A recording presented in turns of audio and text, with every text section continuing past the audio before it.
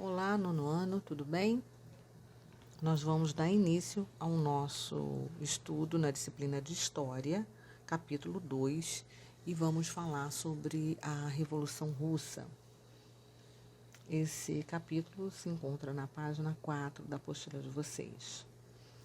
Bom, a história do século XX, ele vai ter, na Revolução Russa de 1917, um dos principais eventos, né? A construção desse Estado soviético pelos membros do Partido Bolchevique, ele vai resultar em uma mudança nas formas do desenvolvimento econômico que até então estava arrumado. Bom, então, assim, fazendo uma introdução, né? A modernização da sociedade russa, ela aconteceu de forma diferente das sociedades capitalistas da Europa Ocidental. Em vez da constituição, ou seja, da formação de uma sociedade industrializada, baseada na ação da burguesia e que fosse amparada pela propriedade privada dos meios de produção, o que nós podemos verificar é que foi um processo de industrialização e modernização, cujo o centro era o Estado. O Estado soviético passou a ser o detentor da propriedade dos meios de produção. E o que são meios de produção? Nós estudamos sobre isso, né? Tudo aquilo que o dono das fábricas, das empresas, os equipamentos, a tecnologia, a matéria-prima, ele é o detentor, não é? Então, o Estado é o detentor, não existe a propriedade privada. Então, essa centralidade da propriedade proporcionou aos controladores do Estado, burocratas do Partido Bolchevique e administradores das empresas, uma capacidade de planejamento econômico e social cujo tamanho ainda não havia sido experimentado em lugar nenhum. Então, para a gente compreender esse resultado da Revolução Russa, é preciso que a gente entenda o que deu origem, né? O que aconteceu, como que se chegou nesse ponto. Bom, o processo de modernização da sociedade russa, ela vai ganhar um forte impulso na segunda metade do século XIX.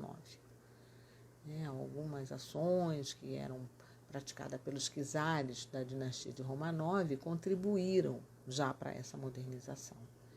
E em 1861,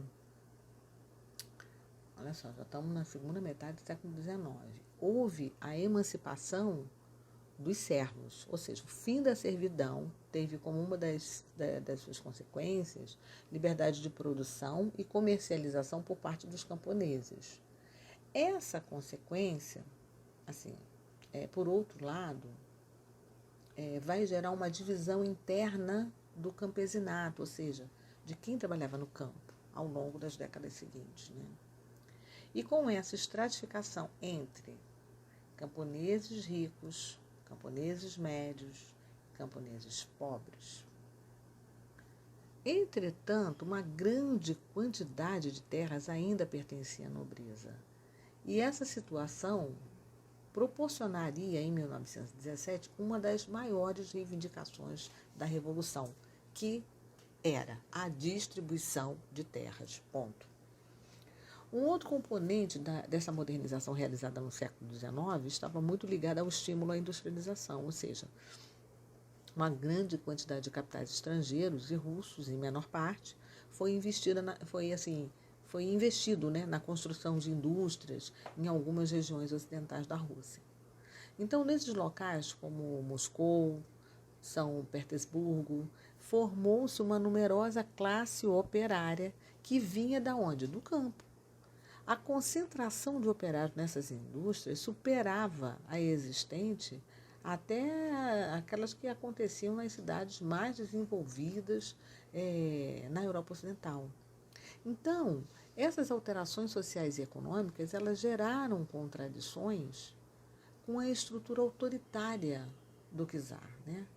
Então, por exemplo, a Guerra Russo-Japonesa de 1905, ela foi assim o ponto de partida, ou seja, o estopim do que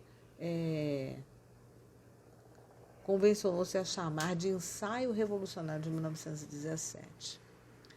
Então, as consequências negativas da guerra, elas foram sentidas principalmente pelos camponeses, os mais pobres, né, que forneciam os soldados para o exército russo. A morte na guerra, ia para a guerra e morria. A morte na guerra, a fome, o frio daquele ano, levaram uma grande parte da população de São Petersburgo a pedir ao czar assim, que ele tomasse medidas que ajudassem a diminuir aquelas dificuldades, né?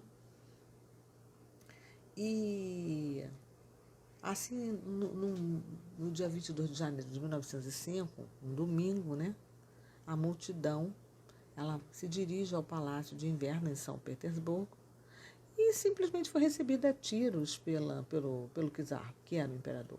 E iniciava-se aí a Revolução de 1905. Bom, paralelamente a esses fatos, alguns partidos políticos foram se formando, e é importante a gente destacar aqui, né, que se desenvolvia junto às classes mais exploradas, como os dos socialistas revolucionários, que era ligado aos camponeses, o Partido Operário Social Democrata Russo, que se dividia em frações principais, os menqueviques e os bolqueviques. E mais à frente eu vou falar com vocês sobre isso.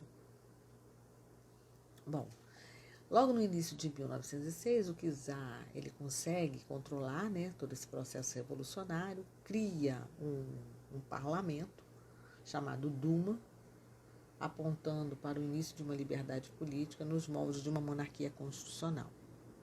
Mas, durante os anos de 1906 e 1917, essa liberdade política, na prática, ela não aconteceu. Então, nós temos aí um panorama inicial daquilo que vai dar origem à Revolução Russa de 1917.